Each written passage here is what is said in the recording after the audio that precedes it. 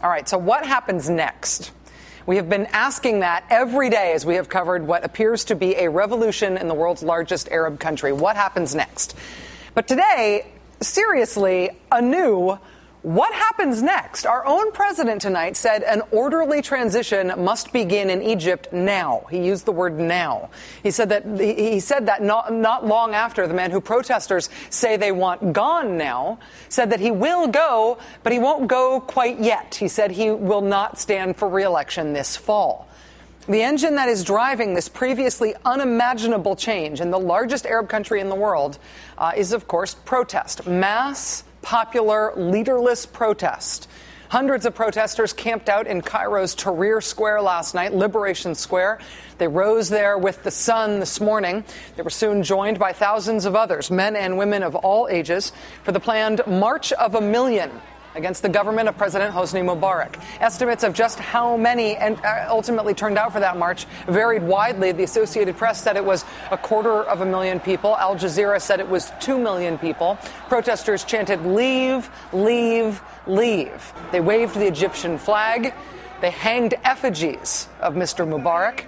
The protests lasted all day. They were only interrupted for moments of prayer. Do the protests have a religious character? Is this a so-called Islamist protest? Reporters on the scene saying no. A reporter for Canada's Globe and Mail today saying that a few protesters shouting Allah Akbar, God is great, were shouted down in Tahrir Square today by others, that the protests are maintaining a secular character. As they had promised, the Egyptian army did not use force against the demonstrators today. The demonstrators once again today reciprocated by giving soldiers flowers. Elsewhere in Egypt's capital city today, stores remain shuttered, banks closed, gas stations shut. Foreigners still clogged the main airport in Cairo looking for flights out. Not everybody was out protesting the government. These people today here that you see rallied in support of President Mubarak in Cairo today. In Egypt's second largest city, Alexandria, an estimated 100,000 people took to the streets demanding Mr. Mubarak's resignation. Protesters there, like their fellow demonstrators in Cairo, staying out well past curfew, ignoring that curfew. They sung the national anthem, is what you can hear here, as they waited for a promised statement from President Mubarak. That statement eventually came late into the night. Mr. Mubarak did not announce that he was stepping down immediately, as protesters, of course, had hoped, but he did say he would not run for re-election in September. What that means is he said he would forego running at the age of 83 for another 6-year term as president. Then he started speaking of himself in the third person. Hosni Mubarak, who is addressing you today, takes pride in the long years he spent serving Egypt and its people. This dear and beloved homeland is my homeland, like as it is the motherland of all the Egyptians, in which I lived and for which I fought. I defended its soil, sovereignty and interest, and I will die on the soil of Egypt, and I will be judged by history for my merits and demerits. The crowds in Cairo and in Alexandria greeted that speech with jeering and booing. Tens of thousands of protesters in Tahrir Square that late at night shouting, "Get out," in unison. Then later in Alexandria, some dramatic and rather scary scenes that were captured live on camera. They certainly do not seem to be firing any shots. There are people. Okay. Do you hear the gunfire? We hear shots being fired. Who's doing the shooting? Is that the military? We had to duck.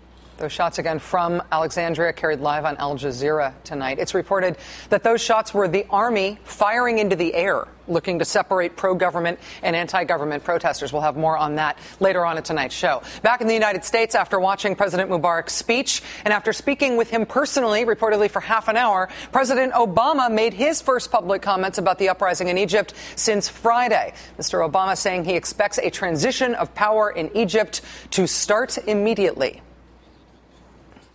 It is not the role of any other country to determine Egypt's leaders. Only the Egyptian people can do that.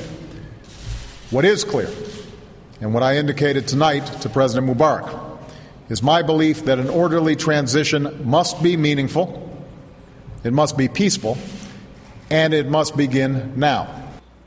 It is not yet dawn in Cairo right now. It's Wednesday in Cairo. Protesters there now calling for another day of demonstrations after Friday prayers to demand still that President Mubarak leaves office now. We're going live to Cairo in just a moment, but I have just one more thing for you to consider from today's news. If President Mubarak's speech in both tone and content seemed a little bit familiar to you from something recently in the news, consider this. I have spent more than 50 years of my life in the service of Tunisia, serving in different positions from the National Army to the different decision-making positions, and 20 years at the presidency. Every day of my life was and will always be on the service of my country. I have made countless sacrifices. Sounding very much like Hosni Mubarak did tonight in Egypt. That was Tunisia's decades-long president speaking to his people on January 13th. That was the night before he fled the country. Joining us now live from Cairo's NBC News chief foreign correspondent, the fantastically overworked Richard Engel. Richard, thank you very much for joining us, my friend. I love the Ben Ali clip. I was just talking to people about that tonight. That was the last major speech the Tunisian president gave, and he announced the exact same thing that President Mubarak said. The Tunisian president said, okay, I hear you, I hear the people, and I won't seek another term, but let me finish my term. And he then got on a plane, reportedly after his wife had looted the bank, and is in Saudi Arabia. Wow. Mubarak hasn't done that. That's what the Egyptians would like to see, but not the looting of the bank part. Richard, Nicholas Kristof from the New York Times just tweeted a few moments ago that in Tahrir Square tonight he saw what he described as pro-Mubarak forces. He said almost picking fights with protesters there trying to stir things up. Are you seeing anything like that? We are hearing lots of that, and I know what he's talking about. I saw that as well in Tahrir. And the footage you showed earlier in Alexandria is the same incident, and we heard reports that the same thing happened in Port Said. And the protesters are now somewhat more organized than they were a few days ago. The cell phones are back operating. And according to the leaders of the protests, who we've spoken to in all three of those cities, they say shortly after Mubarak spoke, gangs, they call them Beltagiyin, thugs that are supporting Mubarak, started throwing bottles and bricks and heavy, dangerous things on the protesters, attacking them, trying to provoke them into fights so that this movement would get out of hand. Now, if it was an organized campaign, that's what the protesters claim, or if it was just people who were inspired by the president's speech, which described in several times the protesters as lawbreakers, as people who were involved in looting, that's hard to know. But according to witnesses we've spoken to and protesters, that in at least 3 different locations after the president spoke, there were these attacks, provocations onto the protesters. Now, the protesters are also very paranoid. I was with the protesters today, and you get a lot of people together. If I had just gone out and screamed, that person over there is a policeman, everyone would have attacked him. They are on edge, they are nervous, and you can have mob rule when you are in a mob. Richard, one of the things that we're going to be talking about, I think, for most of the rest of the hour is the prospect that Mubarak is essentially laying the groundwork for violence against the protests in the way that he's talking about them as lawbreakers, as some sort of criminal mob. And you're describing paranoia among the protests. Do you think that the protests are disciplined enough to resist that kind of provocation and to stay fairly peaceful? Not really. There are too many people on the ground. There are too many emotions that are running high. There's too much at stake at this stage.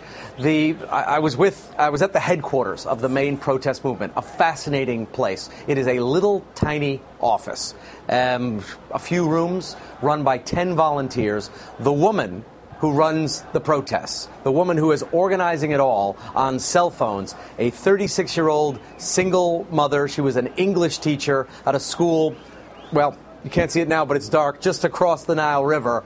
She taught there. Her daughter was with her in the office. She was living on coffee and cigarettes. and she was trying to herd this mob of cats. They were deciding whether they should go and do the march on Friday to the palace, but some people from the protest decided they were going to go now, and she was calling and saying, no, we should wait till we're in bigger numbers, go Friday, and other people she had heard had already started to move, and moving 1 million people with bad communications, and a lot of them unemployed and excited, is not an easy task when you're trying to do it with, a cell phone. What's the implication for that if Mubarak does go? I mean, we played that clip of Ben Ali in Tunisia, essentially to raise that question. Even though he's saying he's staying, maybe he'll go. If he leaves, given what you're describing about the character of the protest movement, what happens as an interim step? Does that mean that it's definitely the army that steps in essentially to become a caretaker government until some kind of elections can be organized? Well, if Mubarak were to leave, right, which the protesters want, if Mubarak suddenly boards a plane to go somewhere, the protest movement would be elated. They would be so excited. And they would calm down immediately. A lot of people would accept some sort of caretaker government. They would even accept Omar Suleiman, most likely, as vice president. They would accept almost anyone. Baradei. That's really not important. They would have someone in charge to organize this new election. It would be an open election if you ask the protesters what they want, a parliamentary system where people vote, and then according to the representative number of seats that the different political parties win, they form a new government. That's what they would like, and it could be the military that holds power during a transition period. But if Mubarak were to go, I don't think the country would descend into chaos. If anything, the situation might get quite a bit calmer in the short term. Richard, one last question for you. I know you speak Arabic, so you don't have to listen to the translation of these things like us dummies do. Given that, how significant do you think it was? You're not a dummy. You made the Ben Ali connection. I've been dying for someone to make that connection all day. But I only made it through the translators, and you don't have to do that. So when Mubarak said he wants to die on Egyptian soil, how significant was that language choice by him? If you looked at the body language, and I did listen to the speech in Arabic, as you say, and the tone and the body language was actually quite aggressive. He was, on the surface, offering this concession. He's not going to run for another term. Don't forget, most Egyptians were expecting Mubarak to die. He is not in good health. He's thin. People thought he wouldn't even last another year or two. So for him to come out and say, well, I'm not going to run for another 6-year term, it wasn't that impressive. What was much more striking to Egyptians was how he was talking about law and order, how he has to restore the honor of the country, how this movement has gone beyond just asking for legitimate rights, and how the country is now in chaos. And he described this silent majority of Egyptians who aren't taking part in the protests who are terrified by everything that's going around here. That was the tone, and that did signal to a lot of people that perhaps a confrontation could be necessary or could be coming. And he also repeatedly stressed, I'm a man of the military. I'm from the military. And that is also indication that don't think you've got this big divide between the protesters and the military and me. Mubarak was saying, I am Mr. Military. Lastly, you talked about, is it important to say he will die in Egypt? Very, very important. The protesters are saying, Irhal, Irhal. That is their biggest chant. Go, leave the country. And he said no. He's going to stay here until he dies. That means there's not that much room for compromise. He's been playing this little striptease almost every single day by offering a little bit more. He changed his government. He appointed new ministers. Now he's saying, there's not that much more I'm going to give. I'm going to stay here. And the protesters don't want that. When you have these two opposing views, it's hard to see how they're going to find a compromise. Every passing day, this story gets bigger and scarier at the one level and honestly more exciting to cover. This is important stuff. NBC News Chief Foreign Correspondent Richard Engel live in Cairo for us tonight and owed much beauty sleep. Thank you very much, sir. Get to bed. Thanks. Good night. Thanks a lot, Richard. Good night. More live from Cairo in just a moment. And later on in the interview tonight, we've got New York City Mayor Mike Bloomberg here. Please do stay with us.